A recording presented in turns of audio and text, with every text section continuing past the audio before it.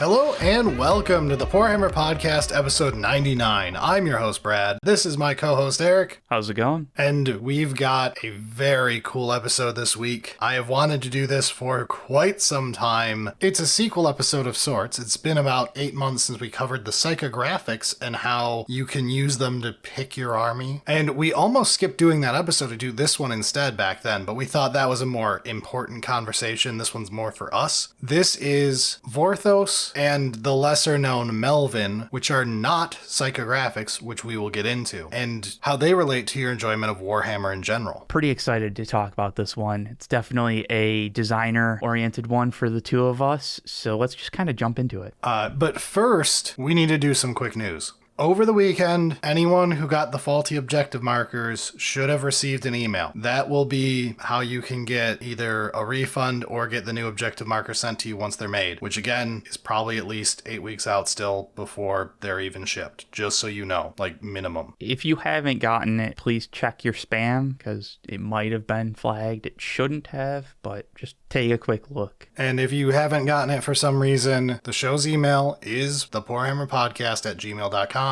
Do not be shy about sending us something there, and we'll get it forwarded over to Orchid 8 so they can get taken care of. All right. Is that the news? That's the only important news, but while I'm here, this is a personal note. All of you nerds out in the audience, thank you. Last week was a miserable week for me. We were supposed to do this episode last week, but I did not have the heart for it. So we threw together the ugliest model in every faction episode. It was fun. It was fun to make. That video, A, did exceptional, but B, had the funnest comment section of all time, and you losers really improved my week last week. So this is the only time I'm going to thank you for shit like that.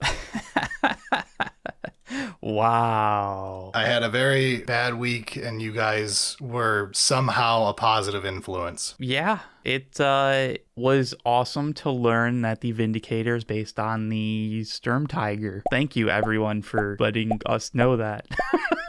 Over and over again. That also doesn't cure the fact that it looks stupid. It's true.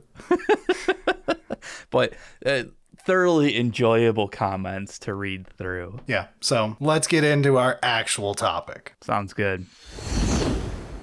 All right, everybody, it's time to sit down. Class is in session. We're going to learn today. I'm very excited for this. Yeah, we've got some designer-oriented ideas and topics to talk about. So, Vorthos and Melvin. But I think we should probably hit the psychographics real quick, because we're not actually talking about psychographics, but these two often get mixed in. Yes. So, real quick, the psychographics. Timmy, Johnny, Spike, or Tammy, Jenny, Spike for the female name. The Timmys in the audience are people who are very focused on experience. You want to experience something big, something flashy, stuff like that. Johnnies are all about self-expression, showing off fancy combos, all of that sort of thing. And then Spikes are there to win. Spikes are there to prove themselves, whether it be through winning or some other means. Winning with an underdog list specifically is a type of Spike. That's very true. So those are the three ways that people tend to enjoy playing. Specifically, these have a root in Magic the Gathering, coined by Mark Rosewater, who also half coined Melvin and Vorthos. A little bit more complicated. So one of the things is that these three psychographics, you don't have to be any specific one. It's a gradient thereof, and you can have different mindsets for each different day or whatever. But those are primarily designed with a more marketing engagement focus of like, how do we create something and target the specific audience that we want to hit, kind of thing, and like link those up as much as possible. Whereas Melvin and Vorthos are not as market oriented. Yes, so psychographics are psychological. Melvin and Vorthos are what are called aesthetic profiles. And I think Melvin was sometimes called Mel. Yeah, Mel is the shortened, more gender-neutral term because Vorthos is already gender-neutral. Just in case you see it represented that way. I'm going to say Melvin because I've heard it that way for God knows how many years now, but Mel is a proper way to say it. Yeah, just as a FYI, we're probably going to stick to the ones that we originally heard, just because. I still call Commander EDH. Yep, old dog, new trick, something like that. So, Melvin and Vorthos, rather than the sliding scale between Timmy, Johnny, and Spike and,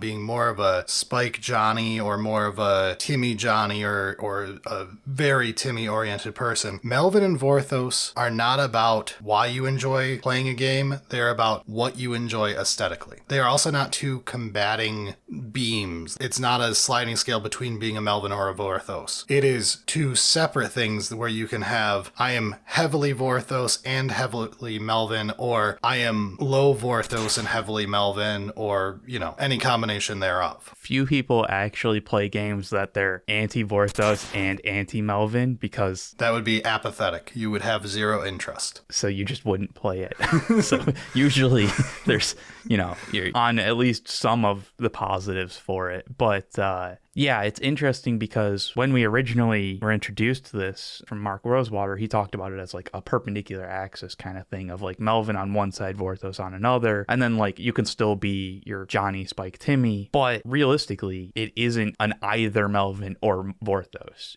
You can be both. And there's, again, we're going to mention Mark Rosewater's thoughts on this. He's done several talks on this. He has a podcast with like 1,000 episodes at this point about game design, specifically designing Magic the Gathering. It is a fantastic tool for amateur game designers out there in the audience, and you should listen to a ton of it. Yeah, it's called Drive to Work. Take a look at it. And we will link in the episode show notes, description, whatever, a link to his 2015 article that was a Vorthos and Melvin update. And he does a really good breakdown in text form from the horse's mouth. Like, you should read that at some point if you have interest in this subject. But that's where we pull a lot of our information from a base standpoint for author's intent, you could say, before we mutate it and screw it up. You're right, because the thing is very much oriented towards Magic the Gathering, which is a very complex game, but that means it can be adapted to other games and other entertainment, but sometimes there's some tweaks that need to be made that could lose author intent. Yeah, and Vorthos and Melvin are very broadly applicable. So I guess to get any further into this, we have to define the two. So let's talk about the famous one first. Vorthos, often mistaken for a psychographic. It is not part of Johnny, Timmy, Spike, though. It is separate. It is about your aesthetic enjoyment of something from a lore standpoint. Be it a person who wants to show off their custom chapter in 40K terms, or someone who wants to show off having an all-dragon army in AOS. You may be both a Timmy and a Vorthos enjoying that. Right, and the thing is you can definitely be a Vorthos with Johnny or Timmy or Spike. A Spike Vorthos is actually something that I personally have a lot of experience with. I mean, I think that's why you enjoyed Thousand Sons in 9th edition so much. We could get into that discussion too. I think that also appeals to Melvin, but specifically, Vorthos likes lore. Spike wants to prove himself. If you want to have a lore-heavy list and play your heart out and try to win with it and go, boom, my stupid idea works. My custom chapter with all of our stupid rules I've added on, we're the best. That's a Vorthos Spike. So the thing with Vorthos is it's about lore, but it's about the whole story. There's like start to finish with an expectation of future. And those have definitions based on what you have available in canon and all that. So it's important to adhere to those story elements and not just be like, yeah, we decided to make things completely different. And we'll touch on it in greater detail as we go through this and talk about what bottom up versus top down means. Real quick before we jump into Melvin, just a reminder, everything has a story. Doesn't matter if it's the most mechanical designed thing, it's existing in a game that has a story, so it fits into a story in some way. Whether it's fleshed out or a very thin straw man, whatever, it still is a story. And then if we go to the other end of things, we have Melvin. Melvin is the part of you that enjoys something mechanically. This is very much the one that I attribute myself more enjoyment out of. And I still have a very strong Melvin part of me, right? Melvin is the part of you that enjoys how something goes together mechanically. You enjoy the idea that, hey, this sustained hits ability will give me extra hits, which leads into my extra hits getting more out of devastating wounds on the next step of the hit. It's someone who would be annoyed at lethal hits plus devastating wounds, even though you know mathematically having both is better than having only one. The fact that it's a Nambo will piss off Melvin. Yes, you break down the whole into its certain parts, and each part or each cog has its rules, and it is designed in a specific way. Then those are socketed together to do something unique and cool, and it builds on each other, but it's all piece by piece instead of the whole. So Melvin is going to want to build things where you have nice, like you said, cogs in a machine that match up nicely, putting leaders with corresponding troops they help. Melvin enjoys that. It's a simple thing, simple idea, but that's showing you always have a portion of Melvin, you always have a portion of Vorthos. It's how much you feel about either when you're looking at something. Right, and I think that's why it is important to say that like Melvin and Vorthos is not a singular scale. You're not either one or the other. You can be both at the same time, and it's not conflicting in any way. It's just together you care about the individual mechanics and you care about the story, or vice versa, and whatever. And to bring this all home, we should talk about the terms top-down and bottom-up, which we've used before on the show, but we haven't really explained in detail to our Warhammer audience what those mean. Well, I think that's partially because it's a lot easier to explain in Magic. Yeah, and we're going to give you the example of a couple Magic cards here, and you're just going to have to gloss over the fact that you may not know how this game functions. But it's important to understand where this came from. So top-down goes from the story lore and then creates the mechanics to adapt to that story or lore. And the reason we call it top down is because when you look at a Magic card, the top is where the name is, and then you have a picture, and then you have a type line, and then at the bottom is where your rules are. So you design a werewolf and you give it the werewolf name, you give it a werewolf type line, you make it have a werewolf picture, and then you care about what it does. And you go, what does my werewolf do? This is called top down. Whereas bottom up is the exact opposite. You design the mechanics and then put together story, flavor, lore, whatever to flesh it out into a full thing. And excuse your design. So, for example, Panglacial Worm is just a random card in Magic the Gathering. It is specifically a card that does something very tricky that judges hate. It's very much here's a neat mechanic. That sounds cool. Let's make a card out of it. Yeah, so it says, while you're searching your library, you may play Pangate. This is why we don't cover Magic anymore. While you're searching your library, you may play Pangate. You may play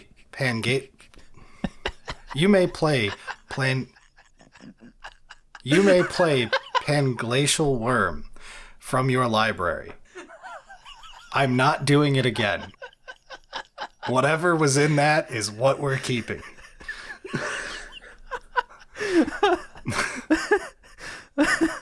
It's been a while since you've read a Magic card. Especially with Play Panglacial.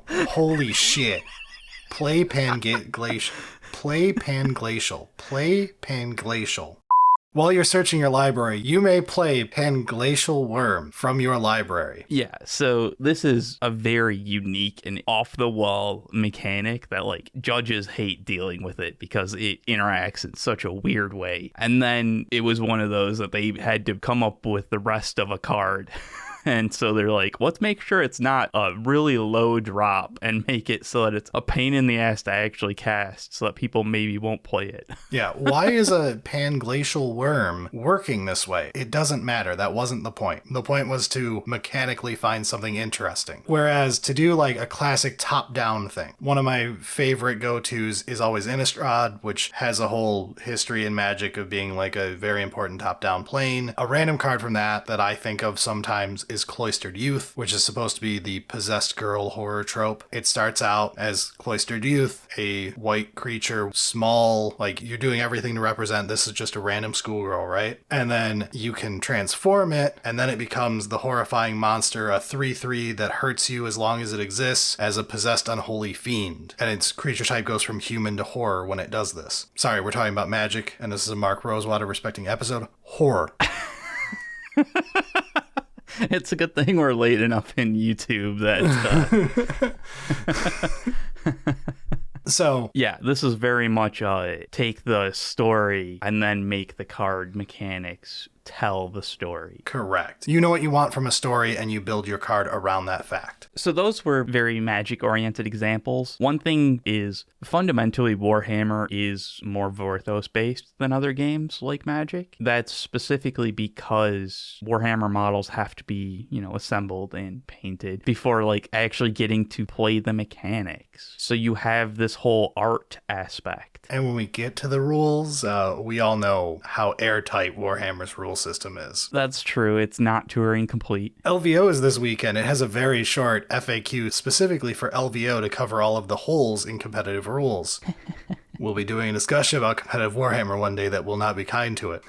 But the long and short of it is, because of how Warhammer is structured both as a game and as a not so fantastically written rule set at times, and a difficult one to be kind to the people who actually have to write it. Yeah. It'd be easier if Warhammer was on a grid and stuff and you can make things much more specific, but that would change the game entirely. Yeah, I was not really throwing shade at the fact that the rules are a bit loose. That's just part of how Warhammer works, and that it is honestly part of the charm. As much as I love the mechanics and I love let's find these interactions that we can... It sucks at times. That doesn't work quite as well when it's intended or written. Yeah. I don't know, man. I don't want to. So it can suck, but it definitely has its benefits. And when we talk about applying Melvin and Vorthos in 40K, it's important to know that certain things can appeal to the Melvin part of you. Certain things can appeal to the Vorthos part of you. Certain things can annoy the Vorthos part of you but appeal to the Melvin part of you, or the opposite. The fact that something gets a strange, not really lining up with the lore bonus rule may make you go, great, my list is better. But also, it's a little weird that I can get away with this. I mean, there's been a few times that we've talked or reviewed a codex and been yeah, it's good for this thing, but it doesn't make any sense. And I would argue from a design standpoint, the only bad outcome is if something annoys you as a Vorthos and annoys you as a Melvin. Yes. If you both don't like something mechanically and don't like something from a lore standpoint, now there's a problem design-wise. This means you screwed up your aesthetics towards your audience. Right. I had previously said that, the psychographics were more designed for marketing intent and stuff like that, but at the same time, Vorthos and Melvin still do have some marketing to it. You're going to make certain game models that are more exciting or more interesting to the Vorthos. That's what you're targeting. If you end up failing that, it's not good. All right, so let's show Vorthos and Melvin in action in 40K and how they can fail each other or work in tandem. All right, you want to start with a Vorthos example? Sure. So I've got from Gene Stealer Cults the Biophagus. I think it's a wonderful Vorthos example of a data sheet, and I think it appeals to Melvin, but the Vorthos comes through strong here. So looking at it like we did with the Magic cards, top down actually works with the current structure of data sheets, surprisingly. So the top, we've got the name, we've got the art, and technically the stat line's up here, but we'll ignore it for a moment. So we've got the Biophagus, who is a mad scientist with a little creepy gremlin man. Yes. That's what we're working with. And all of the bits and bobs on him is part of this. We're taking in the whole of him. So then we can go down our data sheet and make sure that we're following up. We start here and go, this is our core. Let's build upon it so that we feel like we've properly represented him. Yes. So going then down into what he's got for ranged weapons, he can throw his vials. Fantastic. That's just classic. That's a good Vorthos win of dude's got vials all over him and is a mad scientist. Chucking vials is cool. Yeah, and I mean the art even shows he's pulling one of them out. Yep. Fucking nailed it. And then his melee weapon is his injector goad, which is his big stick boy thing there. Cool. So it's not something generic like heirloom weapon. Right. And then looking at his abilities section, we've got an ability called Twisted Science, fantastic. Biological Warfare, which deals with his injector goad, and okay, we're cooking. This is all making me very happy. Yeah. And then we go down to our war gear abilities. Hey, our little creepy gremlin man hasn't shown up yet. He's part of this up top. Here he is in war gear abilities with our Alchemicus. Alchemicus, yeah. God damn it, Britain. Alchemicus familiar. So he's here represented. He causes a once per battle power-up thing where you use him as a reminder token. Perfect. Yeah. It all just kind of like flows together, and it's a mad scientist with his familiar that's doing stuff. Mad science-y. And from a Melvin standpoint, he's providing lethal hits to the unit he's leading. His Alchemicus familiar can give everyone an anti-infantry 2-up in addition. Yeah, I mean, it flows well, and you can see that there's design intent, and it like, okay, this is going to be my infantry killer. And his anti-infantry 2-up he's giving everybody is matched by his own anti-infantry 2-ups. So this feels good to the Melvin that those matched. Moments like that can appeal to you as a Melvin. When your leader gives your rest of your unit your leader's ability. Things like that make Melvin happy. Right. It very much feels clean. It feels intended. It's all the cogs are well oiled kind of thing. Yeah, it doesn't have a random feeling like it was just chucked on there. Yeah, it doesn't have the, oh, this is kind of shit. I guess we'll give them something else. Yeah. While Vorthos is really happy about the fact that the guy who's throwing acid gets anti-infantry. Yeah, honestly, it works really well on both sides, but I think it makes more sense from the Vorthos. You had a design and you made a bunch of rules intended. It's just they did such a good job that the rules actually appeal to Melvin as well. Okay, now let's look at a different example. Something that will appeal to Melvin, but not so much Vorthos. All right, Tank Commander. Eric's favorite. This thing is a mess. It's a wonderful mess. It is a wonderful mess. Absolutely. It does exactly what it was mechanically intended to do. Hey, Eric, I have a codex here for Imperial Guard. Yeah. I need an HQ unit so that when people play tank-heavy armies, we can have them play with a tank leader. Got you covered. We've got the Tank Commander.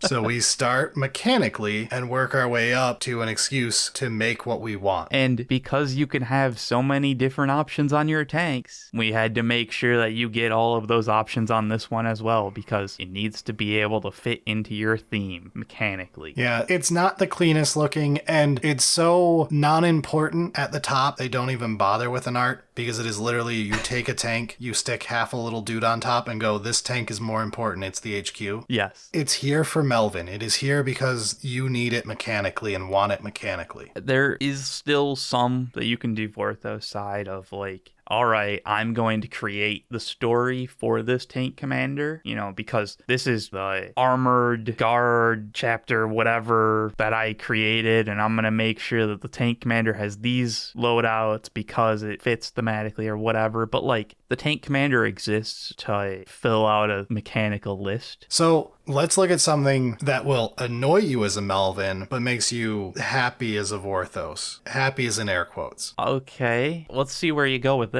Let's talk about something that's not a hot topic at all.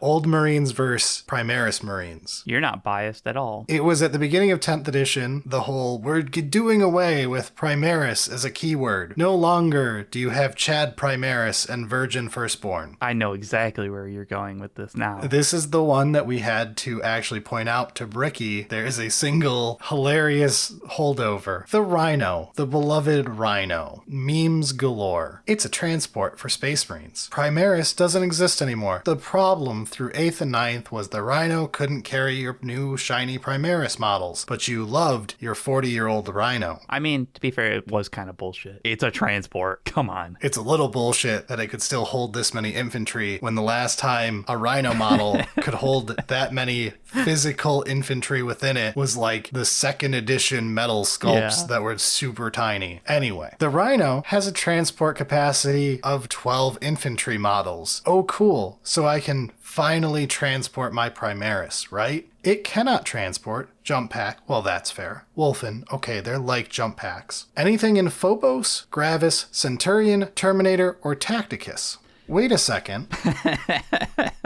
Wait a second. Phobos, Gravis, and Tacticus are the 3 types of armor that Primaris Marines can wear. Yeah, they are. And they had to write an extra exclusion, excluding Tacticus character models that began the battle attached to non-Tacticus units. Because there are Primarist characters who can still work with old Marine units. I think that is where the eye twitch really happens, where it's like, all right, fine, you just made the rules annoying to be the same as they were before. Still bullshit, whatever. And then you're like, but don't forget about the characters that might be with non-Tacticus units. It's like, really? Yeah, that's the crack in Vorthos here, where even they're not perfectly happy with this, but at least Vorthos had the excuse of like, I care about the lore, and the Rhinos has always had the excuse of it's too small to carry a man in Primaris because he would have to slightly hunch over.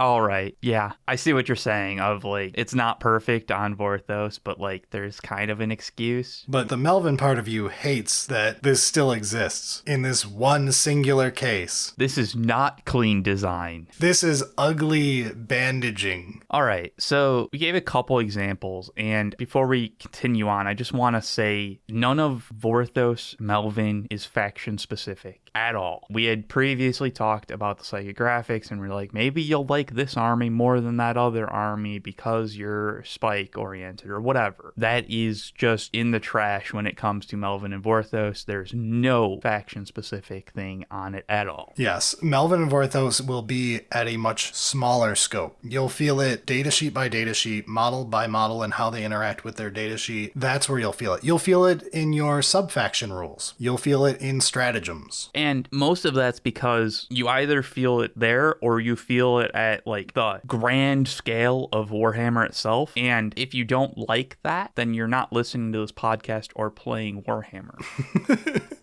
You know, we've already like filtered out that section of audience. So like now you look at it as a more micro level. So a aspect of this, again, because these are both based on your aesthetic value. Melvin wanting clean rules, combo-y rules that work well with each other and mesh, things like that. Vorthos wanting something to match the lore. Things that could anger a Vorthos would be Guilliman having a terrible stat line. Yeah, I think that they're supposed to be pretty good.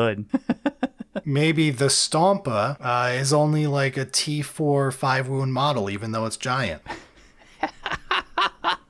These are things where, even though Eric says he's a pure Melvin or very strongly more Melvin, Yes. you're always a bit Vorthos, where you're going to be like, hang on, that's wrong. Yeah. I mean, it's something that honestly it comes up to me even when I look at like knights. I look at them and I'm like, whoa, that's your toughness? That's your saves? Like, what? This doesn't seem right. It's a bit better in 10th because like toughness has changed. But like, it's still one of those like compare it and it's like, I thought the knights were supposed to be like good. And Vorthos is going to like things like Angron is a melee blender. This makes your Vorthos part of your brain happy. If Angron's rules are clean and cascade into each other, then Melvin is happy. And you can do both. Like, you can make it so that it's a melee blender that has the rules just cascade one into the next, and it just does fantastic. And it can come from outside of the datasheet, where he interacts well with the rules of your army, you know, like being able to come back on 666s. These are things that can help you both in Vorthos and in Melvin. And they're not limited to a single point, they're about things interacting. One of the examples I like is from 9th edition AdMech. The rules were rather complicated. Horrendously so. At the same time, once you understood them, you were able to take those cogs and like tweak them into this contraption. But realistically, I don't know, maybe it's just because I didn't really fully understand it because I didn't play it. But a lot of it didn't seem like it was very thematic. It was just like, hey, you've got this thing and this other thing. Hey, you don't think Skitari having a 2-up save all game is thematic? Again, I don't know the lore. Didn't seem like it to me. You don't think those Skitari deserve to have the same save as a custodian? Seemed a little weird. But, like, mechanically, a bunch of those cogs fit together just chef kiss once you figured them out. Just perhaps a few too many cogs. And that's a great example of Vorthos-wise, a little bit annoying. Melvin-wise, you're pretty happy, though you still notice things aesthetically of like, these are not clean. Right. I like that this works with this. Okay, I like that I can stack my sub-faction rule on top of my army rule and end up with a 2-up save because I took this relic and keep stacking this for 3+ turns and piss Brad off. Yeah. You can enjoy that part and still admit, like, okay, this is not the cleanest. It could have been worked on. Very much so. And 9th edition AdMech was kind of a prime example to me of that. But they did a 180 and decided with 10th edition to make things very thematic, like Red Zone. Oh yeah, the Red Zone core. Yeah. Bombardment. Is it any good? Doesn't make any mechanical sense? It's cool, right? As I reviewed it, when we did the index review, I joked, if this was in a codex, it'd be like the joke one where you read it and go, oh, that's cute. I'll probably play this once in a nice thematic fluffy list. Yeah. Really go for it, knowing it's terrible, and I'll just do it once because it'll be fun. But it's not strong. No. But you can aesthetically like it as a Vorthos still. Yeah. And you can like things as a Vorthos and as a Melvin without caring about their power level. It is about if something feels good to you. Like if you're like, wow, the Vindicator, I love that it's based off a 1940s garbage tank. This tickles my fancy design-wise. Yes. Where are you going with that? I don't know. You don't know, do you? I was mad because I thought about the Vindicator. Oh, Jesus. Anyways, let's talk about an actual failure one, which we talked about on a previous episode in our Tyranid subfaction episode. Yeah, we actually talked about the Crusher Stampede being just a massive miss. So this is supposed to be the beast, monster, big thing, go smash subfaction. Its rule is about being wounded into half strength or less and stuff like that. And this is something that annoys you both as a Melvin and as a Vorthos. As a Vorthos, you're like, big smashy subfaction, okay, and you're reading it and you're like, this is like a Dark Knight, I guess WoW's more popular than Final Fantasy nowadays, a Death Knight. Nowadays, as if Final Fantasy was ever more popular. It existed first. Got him. We were popular by default. So you've got a subfaction that doesn't do what you want from a top-down perspective where you're like, oh, I wanted my monster smashy subfaction to be monster smashy and not caring about keeping track of life. And you could argue that in a vacuum, the idea of enraged behemoths, flavor text about how if you hurt them, they hurt you more, and then you make a rule based on that, okay, that is top-down. Even if outside of a vacuum, Vorthos is disappointed because they wanted big smashy thing to actually do what you would expect when people tell you that's the subfaction for that. Well, generally, when you look at things that are that type of, I want to play the big smashy thing, you want it to be big and smashy from the start. It's one of those, like, I am specifically choosing the big monster, and I want it to be an even better big monster. Not later on in the game, but I want it to be better now. So it misses on that. And then as a Melvin, this is awful to you because while the below half strength and the below starting strength don't work right when you've got Carnifexes led by Old One-Eye, and for the vast majority of their existence, you basically can't trigger below half strength. It's bullshit, man. Just with how rules work when they start as a multi-model count unit, and then you always have at least 2 models until both Carnifexes are dead and Old One-Eye's alone, resets to being a 1-model unit, and now you have to get him below half strength alone before that finally occurs. Yeah, it's not clean at all. Does not flow, does not play as expected. Yeah, so this is moments where you can go, this appeals to me in no way. I can't make an excuse lore-wise like I could with Red Zone Core. I'm not happy about clean mechanics, even though lore-wise it doesn't make any sense. 2-up save Skitarii. Right. I'm just sad.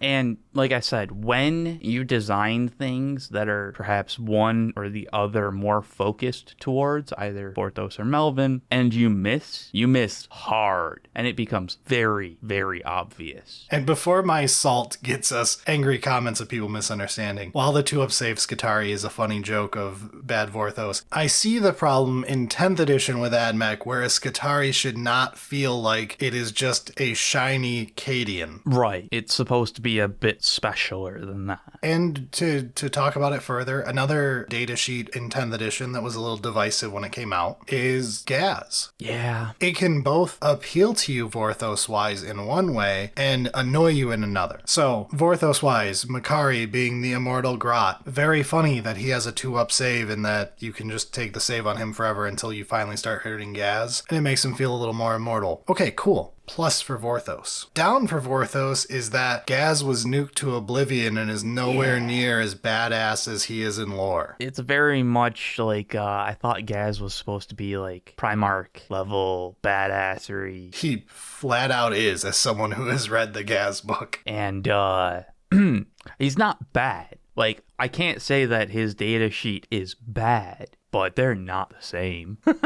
No, he's not going toe-to-toe with Angron or the Lion or anything right now. No. So there are ways to both like portions of a datasheet and dislike them on the same vector. Yeah, like you don't have to have like, oh, this is the perfect Vorthos. It does everything right. You could be like, well, this part is really cool, but this other, not so much. But by and large, as a wrapping up point, we should reiterate that, like, as a game, 40K will always be more top-down, more Vorthos than it will be Melvin. Yeah, it shows it time and time again in the rules, in the lore. The fact that it has so many books helps a good deal. They just announced a new Mike Brooks orc book this week, Eric. Ooh, that's exciting. So, yeah, it's going to be Vorthos focused, and there's going to be more of that. But, like, there's still a good amount of Melvin, and they work well together. Like, I mean, the Imperial Knights Army Rule, Bondsman stuff kind of shows off that they can work together. Yeah, like, Imperial Knights is honestly, if we want to get into, like, the Army Rule, between Coach, Chivalric, and Bondsman, you have 2 top-down abilities, although Bondsman breaks the top-down a little bit. Yeah, it's not perfect.